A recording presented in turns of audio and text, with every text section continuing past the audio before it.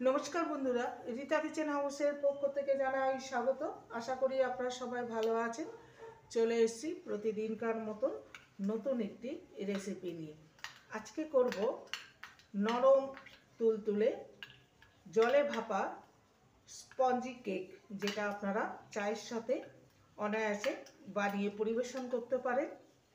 এখানে আমি হাফ বাটি টক দই দিয়েছি। এই বাটি মেপেই আমি সমস্ত কিছু উপকরণ দেব। প্রথম থেকে শেষ পর্যন্ত দেখতে থাকুন, আশা করি আপনাদের ভালো লাগবে।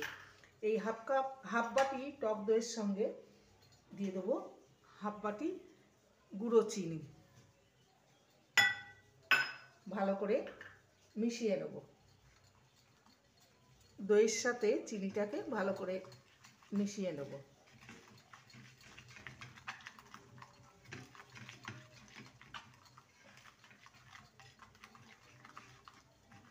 ভালো করে মেশানো হয়ে গেছে। এখানে কোনো তেল বাটার পড়বে না, শুধুই টক দই দিয়ে বানানো হবে, আর ডিমও পড়বে না। আর দিয়ে দেবো সামান্য লবণ।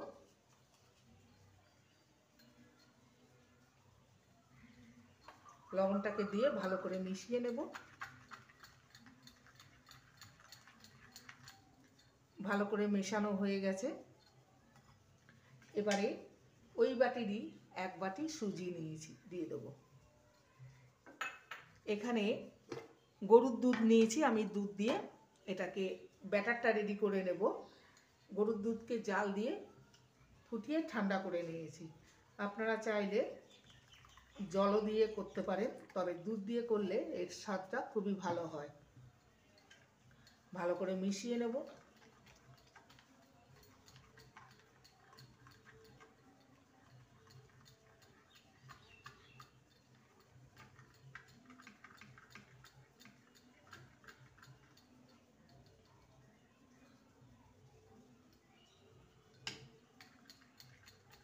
ভালো করে মেশানো হয়ে গেছে। এবার এটাকে আমি 10 মিনিট রেস্টে রেখে দেব।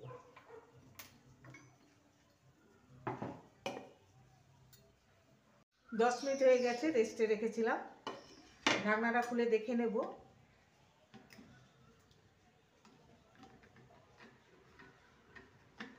এর কনসিস্টেন্সি ঠিক এরকম হবে, একটা ফিতের মতো পড়বে, সেরকমই হবে। এবারে এর মধ্যে মিশিয়ে নেব 1 টিস্পুন বেকিং পাউডার আর 4 ভাগের 1 ভাগ বেকিং সোডা।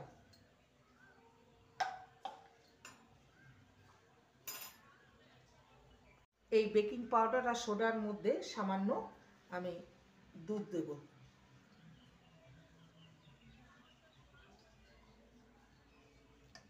ভালো করে মিশিয়ে নেব।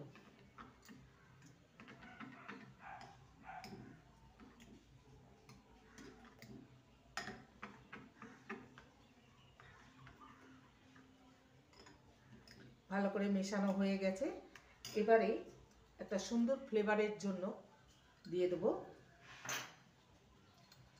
Vanilla essence. 1 ঢাকনা দিয়ে দেবো। এর বদলে আপনারা এলাচের গুঁড়োও দিতে পারেন। ভালো করে মিশিয়ে নেব।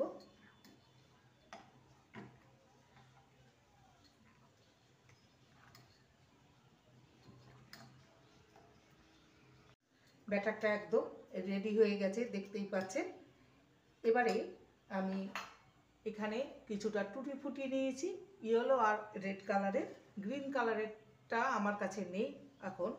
এর মধ্যে একটু ময়দা ছড়িয়ে দেবো, তাহলে ব্যাটারের মধ্যে একদম ডুবে যাবে না। ভালো করে মেশানো হয়ে গেছে। এবার আমি ব্যাটারের মধ্যে এগুলো দিয়ে দেবো। ভালো করে এটাকে মিশিয়ে নেব।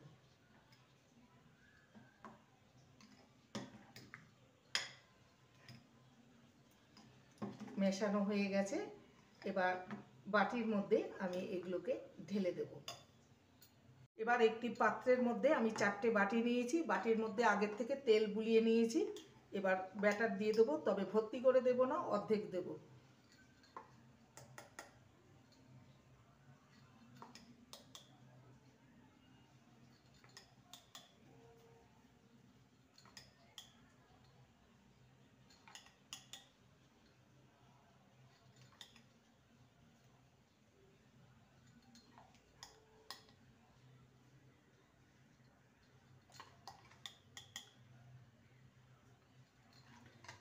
চারটে বাটিতেই আমার ঠিকঠাক হয়ে গেছে। এবার এগুলোকে আমি একটু ট্যাপ করে নেব।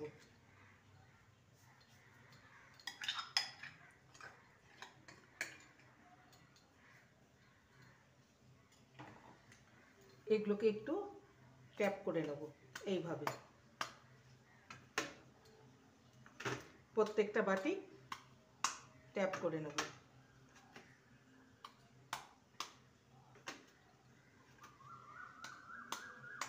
এবার চলে যাব নেক্সট স্টেপের দিকে।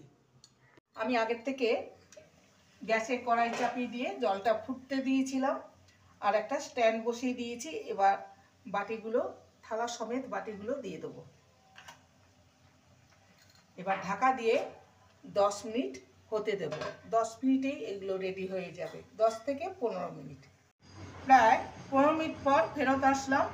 ঢাকনাটা খুলে দেখে নেব, দেখতেই পাচ্ছেন বাটিগুলো পুরো ভরে গেছে। হাত দিয়ে দেখে নেব যে হাতে লাগছে না, এটা একদম রেডি হয়ে গেছে। এবার একটা স্টিক দিয়ে দেখে নেব, চেক করে যে স্টিকের গায়ে লাগছে কিনা। দেখতেই পাচ্ছেন একদম কাঠিটা পরিষ্কার এসছে। এটা রেডি হয়ে গেছে। গ্যাসের ফ্লেমটাকে অফ করে দিয়ে এগুলো সম্পূর্ণ ঠান্ডা করে নিয়ে আপনাদের কাছে ফেরত আসছি। কেকগুলো ঠান্ডা হয়ে গেছে, এবার এগুলোকে ছাড়িয়ে নেব। এগুলো বাটি থেকে ছেড়ে এসছে, দেখতেই পাচ্ছেন চারপাশ ছেড়ে গেছে। একটু হাতে প্রেসার দিলেই এগুলো খুলে আসবে খুব সহজে। দেখতেই পাচ্ছেন কতটা সুন্দর হয়েছে। বাকিগুলো ঠিক একইভাবে ছাড়িয়ে, সমস্ত কেকগুলোকে আমি বাটি থেকে ছাড়িয়ে নিয়েছি। দেখতেই পাচ্ছেন কতটা লোভনীয় হয়েছে। এবার এগুলোকে আমি একটু কেটে নেব, মাঝ বরাবর কেকগুলোকে কেটে নেব। এইভাবে সমস্ত কেককে কেটে নেব। কেকগুলোকে আমি মাঝ বরাবর কেটে নিয়েছি, দেখতেই পাচ্ছেন কতটা লোভনীয় হয়েছে। একবার এইভাবে বানিয়ে দেখতে পারে। চায়ের সঙ্গে খাবার জন্য নরম স্পঞ্জি তুলতুলে জলে ভাপা কেক তৈরি হয়ে গেল।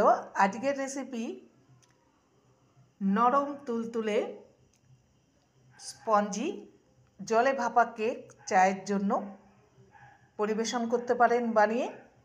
রেসিপিটি ভালো লাগলে প্লিজ লাইক করবেন, কমেন্ট করবেন, শেয়ার করবেন। চ্যানেলটিকে সাবস্ক্রাইব করার অনুরোধ রইল। যারা নতুন বন্ধু রয়েছেন চ্যানেলটিকে সাবস্ক্রাইব করে পাশে থাকবেন, বেলটি অন করে দেবেন, নোটিফিকেশান চলে যাবে আপনাদের কাছে। দেখা হচ্ছে নেক্সট ভিডিওতে। নমস্কার।